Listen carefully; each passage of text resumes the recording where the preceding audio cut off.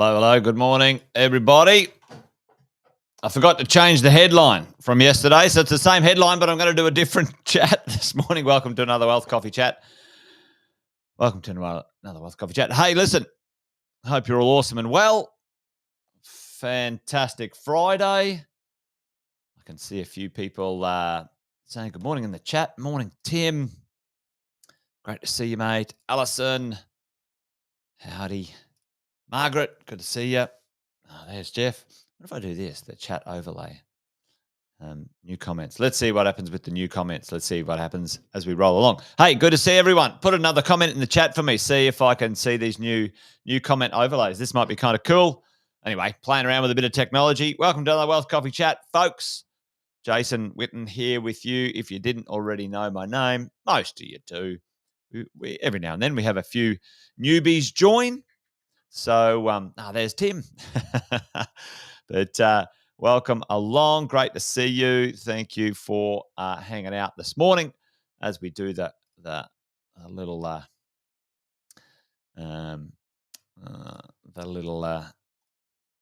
intros.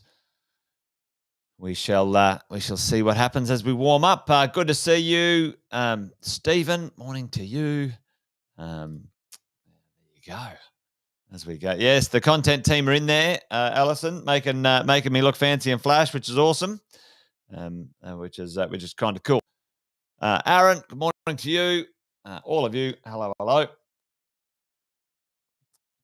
Fantastic Friday it is. Hey, this morning I thought we would talk about something that's pretty on everyone's lips, or on everyone's mind, is the old interest rate. And I'm not going to sort of wax lyrical too much about it, because all of us, you guys know that we understand the aggregated opinion of where the interest rates are going to end up. But what my question this morning for us all is, and let me know in the chat, tell me this one. Now, what happens? What's going on with interest rates? What do they do? How does it affect the marketplace? All right, and have a think about this question. When the interest rates go up, and there are a number of people who want to purchase, properties. Let's say there's 10,000 buyers in the market in February or in January. They're looking around. The time has come. They want to buy, right? Or let's say a quarter. And something happens, like the interest rates go up. Tell me in the chat, what do those buyers do? What happens to those buyers? What do they do by and large? Now, my question is, do they disappear? The interest rate went up, 0.25%. Do those buyers disappear, run away, and never come back? It reduces some borrowing power. Yeah, Tim, it does. And the other day, 1 or 2 days ago, we did some math on that one when it comes to owner-occupiers, and it adjusts the buying power about $50,000, depending on the interest rate. Obviously, they reduce their price range and or delay. That's it, Alison. You're dead right. So they're reducing their price point. They delay their decision or their purchase, and it reduces their borrowing power, where they're targeting what they're going to buy, right? So, these things, the point of my question is, do the buyers go away? Do they disappear? Do they run away and not purchase at all?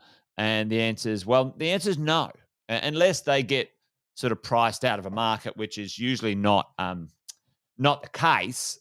They either, if they can fit into the price range in their market they were looking at, fine. It just adjusts their price point, and maybe even some of the sellers will adjust their prices, but that's not showing up in the stats. So let's talk about this. What's going on out there in the world of the game of money and real estate? Well, for many of us, we're thinking, all right, well, how's this going to affect it? And we've been here before. We've been sort of chatting about this for a while, but what's going on? We got another 0.25 interest rate rise, whatever that is.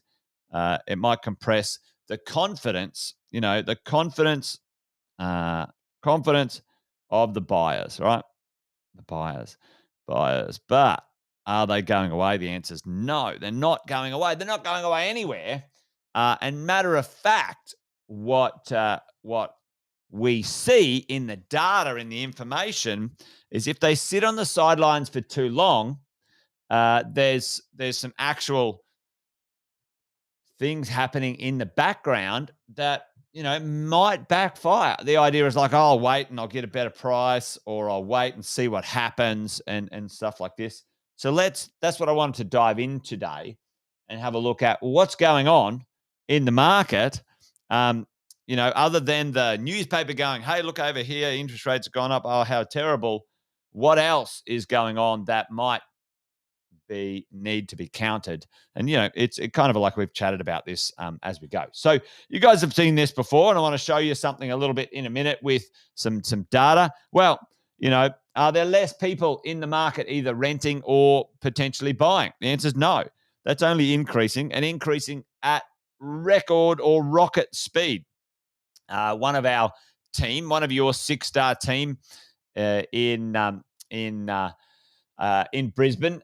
Some of Owen and the residential sales team up in Brisbane. We've got a department up there. If you ever do need to sell, you can talk to those guys. I recommend not selling, but they in the last 2 weeks have fielded so many phone calls from people coming back into the market, and this is a conversation. They had a student returning to Brisbane to study. They couldn't find anything that they liked to rent. So guess what happened? Their parents gave them $1 million, and instead of renting, they went and bought a property in Brisbane, $1 million cash. Folks, that's what's going on. Now, I'm telling you right now, those who might be going, oh, maybe I'll wait around and I'll sit on the sidelines. That's what's happening to the market. Population increase, not only population increase, however,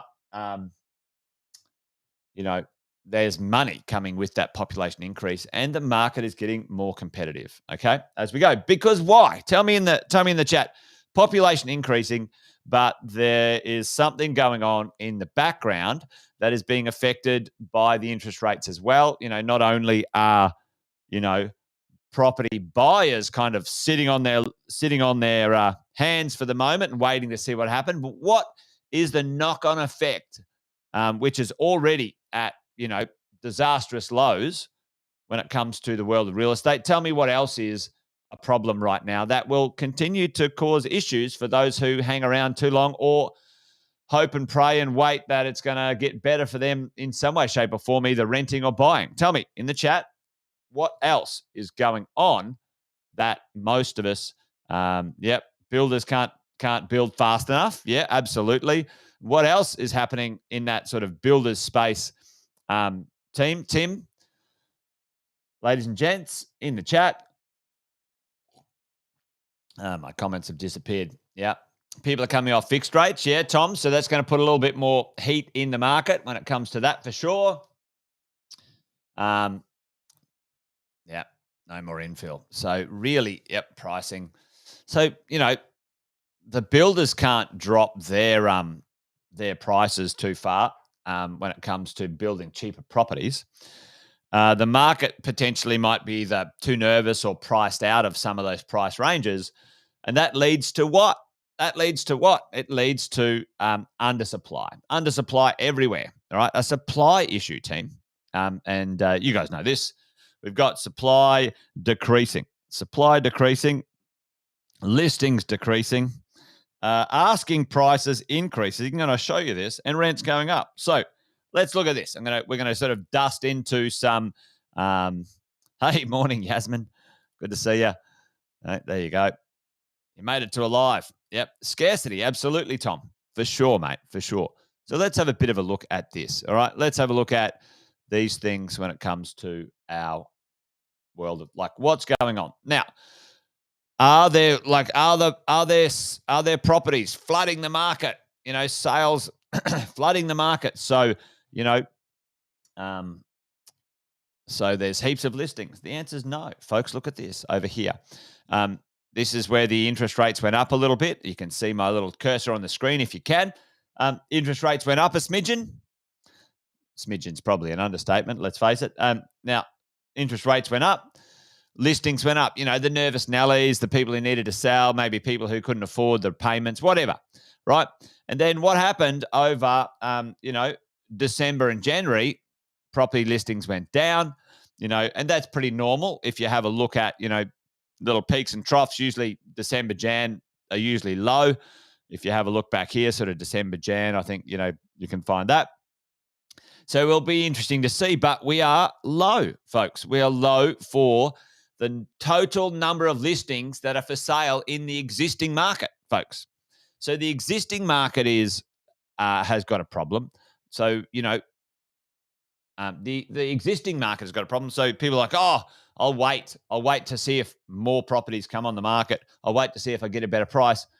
Well, let's face it, if there's more buyers, and the sellers aren't under pressure, Australians by and large technically have the most savings they've ever had. The job market is better than it's ever been. Blah blah blah. With a bit of inflation, that's offsetting that. But when that, certainly comes into land, when jobs and the world of getting pay rises, I talked about that yesterday, happens, the Aussies aren't that much under pressure, folks. Like they're not. And the conversation, actually, this is a quick one. I wasn't going to talk about this, but I'll quickly do it. The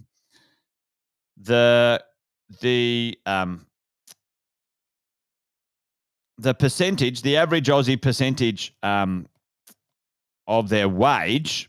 So the percentage of wage used after tax wage, when the interest rates were 2.5% for people, was 23% of after-tax wage.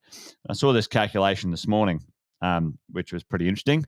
Now, the after-tax wage being used now for the average mortgage right now, when it's kind of like 5.5% or whatever it is, 33% of the after-tax wage. Now, that's what it used to be. That's what the normal. That's what the normal, folks. That's what the normal is. When we look at it and look at the marketplace. So there you go. Anyway, let's get back to the conversation. Listings are down. Like there's no supply in sight, team, folks. There's zero supply in sight. Let's have a look at that. Let's have a look at rental listings. Like, you check this out. The number of rental listings sort of, in 21 and 20 and 21 because, COVID and those challenges. And look at it, just plummet down. This is national, by the way.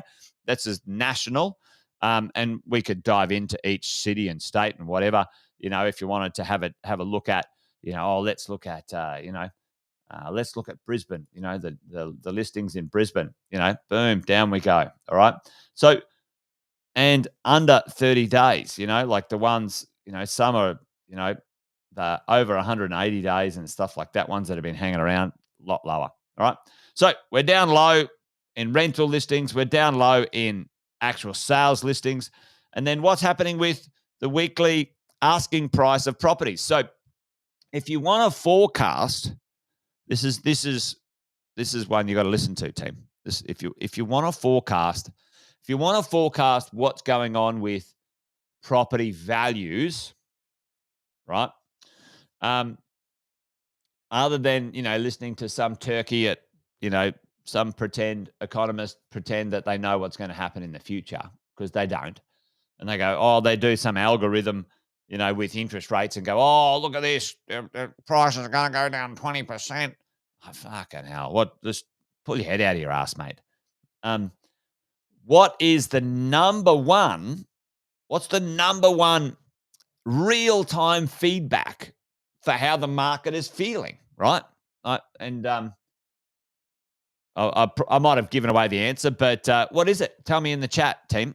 What's the number one? Like, it's a real-time feedback, and we're only really able to do this now in the world of technology. But what's the number one real-time feedback that you can basically check in on a weekly basis, or maybe even a daily basis, and see the trend, right? What's the real-time feedback? I don't know. Thinking. Tell me, what piece of data in the world of real estate can we see for real-time feedback when it comes to market confidence, team? Time on the market, close. Vacancy rate, yes, but the real-time feedback, like, kind of, it happens daily. It changes daily. Good guesses. I'll let you in on it. Team. Drum roll. I think I've got a drum roll here. Watch this. Ready?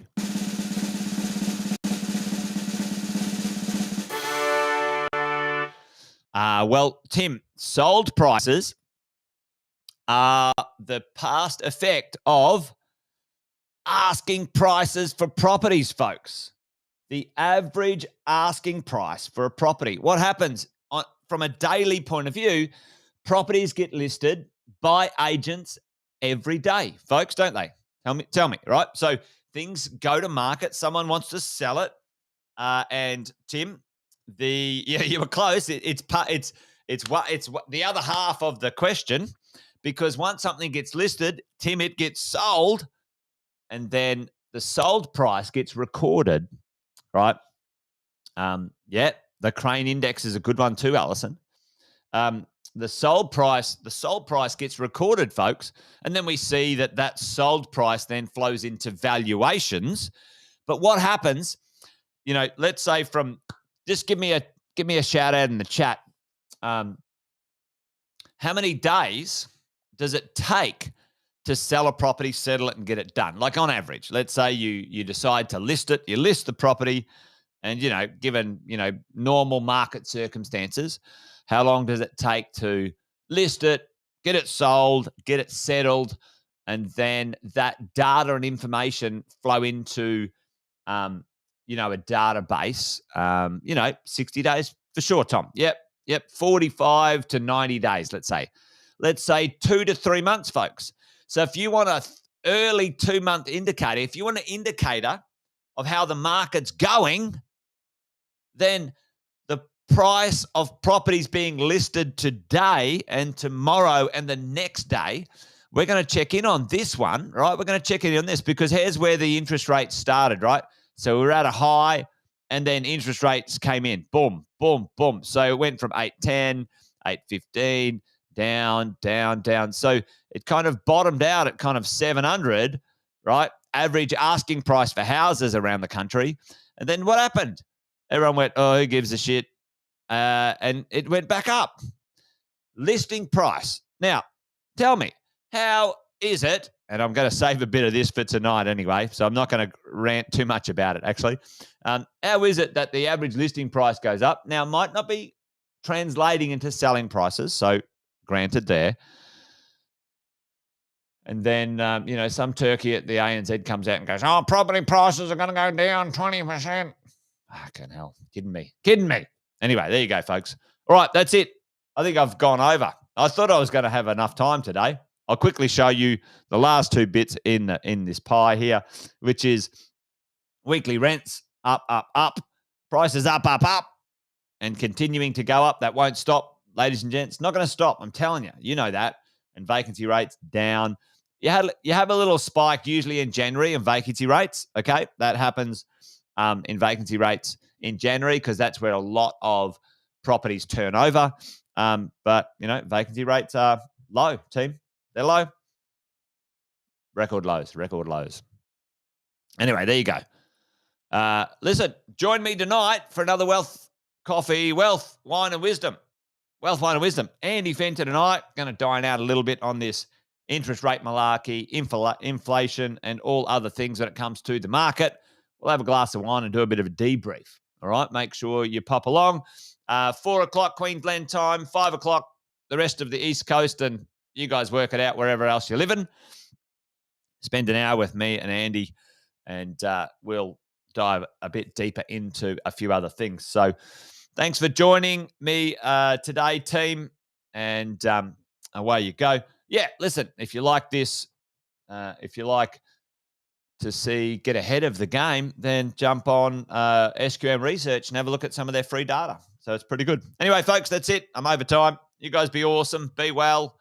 And that's it. Wealth Coffee Chat's done and dusted. Thanks for joining me. Make sure you join me next week at 8:10. And yeah, that's it. Over and out. See you, team. See you tonight. Come to Wealth, Wine and Wisdom. Bye.